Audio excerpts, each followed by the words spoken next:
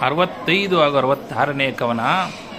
ಅಹುದು ಮಗನೇ ಮಂತ್ರವಿದು ಮತವಿಹುದು, ನಿಮಗೀ ಭೀಷ್ಮ ವಿದುರರು ಕುಹಿಕಿಗಳು ಕೃತ ಭಿನ್ನವಾದರೆ ಭಾರವದು, ಮೇಲೆ ಗಹನ ಗತಿಯಲ್ಲಿ ಗೂಢಾತರ ಸನ್ನಿಹಿತ ಕರ್ಮ ಕಲಾಪದಲ್ಲಿ ರಿಪುದಹನ ಸಿದ್ಧಿಯ ನೆನವುದೆಂದನು ಮಗಗೆ ಧೃತರಾಷ್ಟ್ರ.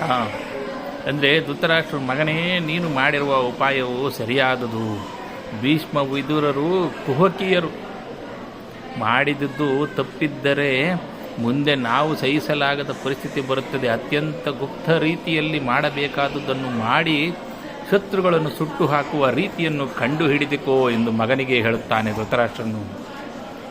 ಜನಕನನ್ನು ಬೀಳ್ಕೊಂಡು ಕೌರವ ಜನಪ ತನ್ನ ಅರಮನೆಯ ಸಚಿವರು ಆಳು ಅನುಪಮಿತ ವಿಶ್ವಾಸ ಸೂಚಕನನು ಪುರೋಚನನ ನೆನೆದು ಕೌರವ ರಾಜಕಾರ್ಯದ ಗಣ ವನ ರುಹಿ ಸಮಗ್ರ ಧನ ಸಾಧನವ ಜೋಡಿಸಿಕೊಟ್ಟು ಕಳುಹಿದನವನ ಗುಪ್ತದಲ್ಲಿ.